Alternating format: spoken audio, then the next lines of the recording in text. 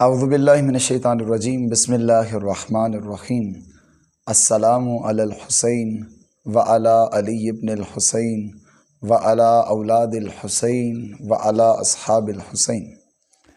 طلبہ عزیز و مومنین کرام، محرم الحرام کی ہسٹری آف کربلا کے موضوع پہ جو ہماری کلاسز جاری تھیں، جس میں ہم نے کربلا کی تاریخ صرف 2 عوامل اس میں بیان کیے۔ ایک اس میں ہم نے بیان کیا کہ امام حسین علیہ السلام کیوں نکلتے ہیں۔ 61 ہجری کو جب امام حسین علیہ السلام یزید کے خلاف اپنے قیام کا اعلان کرتے ہیں تو یہ بیان فرمایا کہ میں کسی ظلم فساد کا، کسی تفرقے بازی کا حصہ نہیں بننے جا رہا، بلکہ میں اپنے نانا کی امت کی اصلاح کے لیے جا رہا ہوں۔ امام حسین علیہ السلام نے رسول اللہ صلی اللہ علیہ وآلہ وسلم کی امت کی اصلاح کا پرچم اٹھایا۔ وہ امت رسول جو اس حد تک ظلم میں مبتلا ہو چکی تھی، پستی میں مبتلا ہو چکی تھی، گراوٹ سے دوچار ہو چکی تھی کہ یزید جیسے قاتل، فسادی، شرابی کو رسول اللہ کے مقام پہ بٹھا دیا تھا۔ جب امت خاموش ہو جائے، جب لوگ خاموش ہو جائیں تو ان لوگوں کی خاموشی سے یزید فائدہ اٹھا کر لوگوں کے اوپر حاکم بن جاتا ہے۔ اور امام حسین علیہ السلام یہ نہیں چاہتے تھے کہ یہ لوگ جن کو رسول اللہ صلی اللہ علیہ وآلہ وسلم نے تربیت کی ہو، یہ لوگ کیسے ہو سکتا ہے کہ جن لوگوں کا حاکم رسول اللہ رہے ہوں، امام علی رہے ہوں، امام حسین رہے ہوں، اور وقت کے امام حسین ہوں۔ اب امام حسین علیہ السلام یہ نہیں چاہتے کہ یہ لوگوں کی حاکمیت یزید کے ہاتھوں میں رہے، اور امام حسین علیہ السلام نے اس لیے اپنے قیام کا یہ اعلان فرمایا کہ میں اپنے نانا کی امت کی اصلاح کے لیے نکل رہا ہوں۔ اب یہاں پر ہمیں جو بتایا جاتا ہے کہ کربلا امام حسین علیہ السلام کو مجبور کیا گیا کہ آپ مدینہ سے نکلیں۔ آپ امام علیہ السلام کے پاس لاچار تھے، امام مظلوم تھے، امام کے پاس کوئی اور چارہ نہیں تھا کہ امام علیہ السلام کہاں جاتے۔ ایسا نہیں ہے، امام حسین علیہ السلام اپنی چوائس پہ کربلا جا رہے ہیں۔ کتنے لوگ تھے جو امام سے محبت کرتے ہیں مدینہ میں، امام کے بھائی ہیں محمد حنفیہ، امام کو روک رہے ہیں، لیکن امام علیہ السلام اپنے قیام کا اعلان فرماتے ہیں کہ مجھے مجبور کر کے مدینہ سے نہیں نکالا جا رہا، بلکہ میری نانا کی امت اتنی گر چکی ہے، اتنی بیماریاں پیدا ہو چکی ہیں، اتنا فساد پیدا ہو چکا ہے کہ اس فساد سے نکالنے کے لیے جب تک میں کربلا پر مشتمل قیام نہیں کرتا اور اس ظلم و ستم کا مقابلہ اپنے خون کے ذریعے سے نہیں کرتا، اپنے 6 ماہ کے علی اصغر کو جب تک میں اس مارکے میں نہیں لے کے جاتا، اپنی 4 سالہ سکینہ کو جب تک میں اس مارکے میں نہیں لے کے جاتا، تب تک یہ امت بے حسی میں مبتلا رہے گی۔ بے حسی کس کو کہتے ہیں؟ بے حسی اس کو کہتے ہیں کہ ایک ایسا انسان جس کے سامنے آپ اسے گالی دے دیں، آپ اس کو برا بھلا کہہ دیں، آپ اسے کچھ بھی کہہ دیں، آپ اس کی توہین کر دیں، آپ اس کی بے عزتی کر دیں، اور وہ آگے سے خاموش بیٹھا رہے، حالانکہ سن رہا ہے سب کچھ۔ معلوم ہوا کہ یہ انسان بے غیرت ہو چکا ہے۔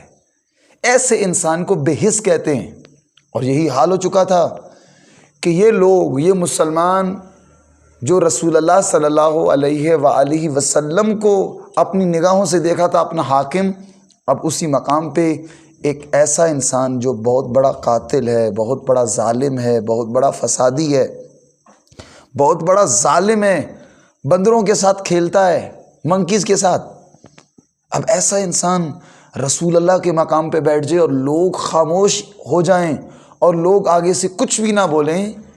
یہاں پہ امام حسین علیہ السلام بولتے ہیں الا ترون الی الحق لا یعمل بہ والی الباطل لا یتناہی عنہ۔ لوگو، اے اصحاب رسول، اے مسلمانوں، تمہیں کیا ہو گیا ہے؟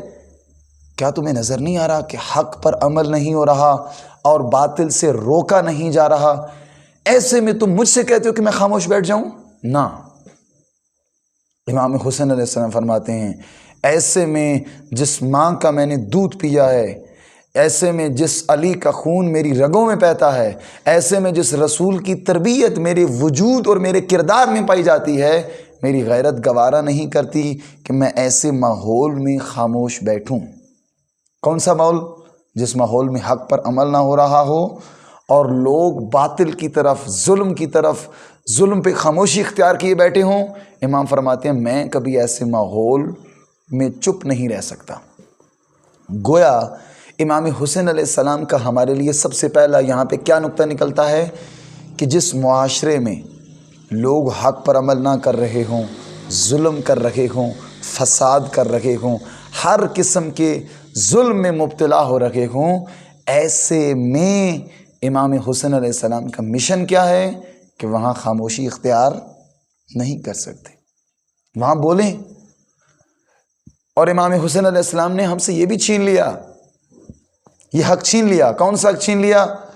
کہ یہ نہ دیکھو کہ میرے ساتھ بہت سارے لوگ ملیں گے، میں تب لوگوں کو حق کی طرف لے کر آؤں گا۔ نہ، اکیلے ہو تب بھی دین کی راہ میں بولو، اور تم دو ہو تب بھی دین کے لیے اپنے آپ کو پیش کرو۔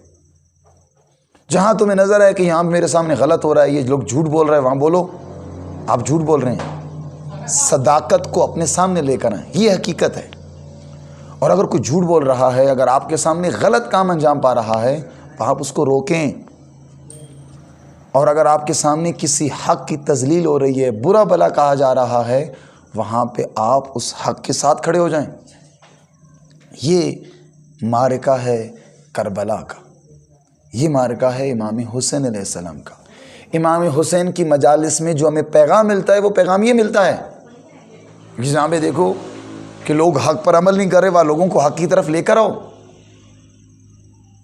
ظلم ہو رہا ہے آپ کی نگاہوں کے سامنے، آپ کے معاشرے میں کوئی ظلم ہو رہا ہے، کوئی کسی کو مار رہا ہے، کوئی کسی کی زبان سے درازی کر رہا ہے، کوئی جھوٹ بول رہا ہے، کوئی کسی پہ تہمت لگا رہا ہے، کوئی کسی کی غیبت کر رہا ہے، اس مجلس سے اٹھ جائیں، اس محفل سے اٹھ جائیں۔ کیوں؟ چونکہ حق پر عمل نہیں ہو رہا، وہاں پہ لوگ باطل پہ عمل کر رہے ہیں۔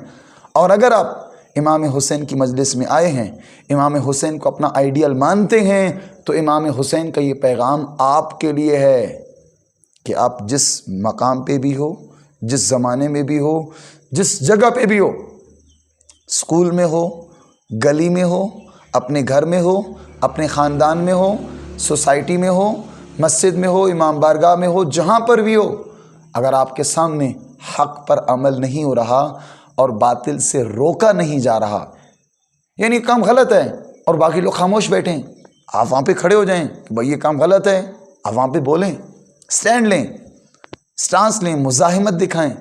یہ پرچم امام حسین ہے، یہ مجلس امام حسین علیہ السلام۔ اور ان مجالس اعزاء میں ہمیں اس پیغام کو اپنے وجود کے اندر پیدا کرنا ہے۔ اور یہاں پہ ایک سوال پیدا ہوتا ہے اس کے علاوہ کہ آخر ہم ان مجالس اعزاء میں اور کون سا کام انجام دیں؟ کیا مجلس صرف یہ ہے کہ ہم یہ 10 دن آئیں، یکم محرم سے لے کر 10 محرم تک، امام حسین کی شہادت تک، اور بس 10 دن ہم امام حسین کا ذکر سنیں، فضائل سنیں، امام کے جو ظلم کیا گیا اس پر گریہ کریں اور اس کے بعد چلے جائیں؟ نہ، ایسا نہیں کرنا ہم نے، بلکہ روز عاشور امام حسین علیہ السلام کو جب شہید کر دیا جاتا ہے، شہادت سے کچھ لمحے پہلے امام حسین علیہ السلام گھوڑے پہ سوار ہیں اور ایک آواز بلند کرتے، حل من ذاب یذب عن حرم رسول اللہ، حل من ناصر ینصرنا، کیا کوئی ہے حرم رسول کا دفاع کرنے والا؟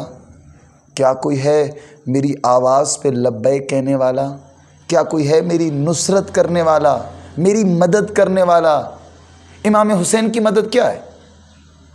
اب یہ جو امام حسین علیہ السلام کا فرمان ہے، حل من ناصر ینصرنا، 61 ہجری میں امام علیہ السلام نے فرمایا تھا، اور آج ہجری کی کیا ڈیٹ ہے؟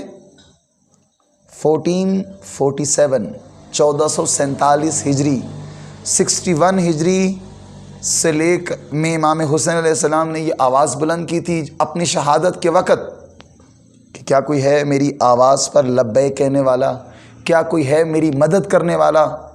تو ہم 1400 سال بعد آج کے زمانے میں رہ رہے ہیں، ہم نے اپنی نگاہوں سے کربلا کو برپا ہوتے ہوئے نہیں دیکھا، لیکن ہم نے امام حسین کا پیغام سنا ہے نا، آپ تک پیغام پہنچا ہے، آپ سب نے سنا ہے کہ امام حسین علیہ السلام نے کیا فرمایا اپنی شہادت سے قبل ہمارے لیے کہ کیا کوئی ہے میری مدد کرنے والا؟ تو آج کے دور میں ہم امام کی مدد کیسے کر سکتے ہیں؟ کس طرح ہم وہ عمل انجام دیں کہ امام حسین علیہ السلام ہم سے خوش ہو جائیں؟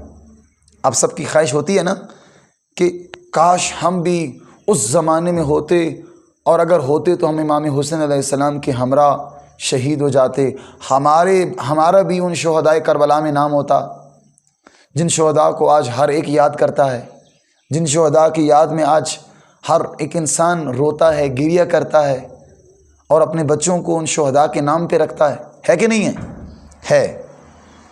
تو اگر ہم اس زمانے میں موجود نہیں تھے تو ہم وہ کردار آج کے زمانے میں، اپنے زمانے میں وہ کردار ادا کر سکتے ہیں۔ تو امام حسین علیہ السلام کی مدد کیسے کر سکتے ہیں؟ آسان طریقہ ہے، آسان فرمولہ ہے کہ جو کچھ امام حسین علیہ السلام نے کیا، جو پیغام دیا، جو امام حسین علیہ السلام نے ندا بلند کی، وہ جو کام امام حسین نے کیے ان کاموں کو آگے بڑھانا۔ جیسے امام حسین علیہ السلام نے کیا کہا کہ میں اپنے نانا کی امت کی اصلاح کر رہا ہوں، آج ہم سب سے پہلے اس محرم میں سب سے پہلے اپنی اصلاح کریں۔ اگر میں جھوٹ بولتا ہوں، اگر میرے اندر بری صفات پائی جاتی ہیں، اگر میں بد کرداری کا حامل ہوں، میں ہر بری صفت سے نکلوں، ہر برے عمل سے اپنے آپ کو بچاؤں، ہر بری چیز سے نکلوں، یہ اصلاح ہے میری۔ اس کے بعد میں اپنے معاشرے کی اصلاح کروں، لوگوں کی اصلاح کروں۔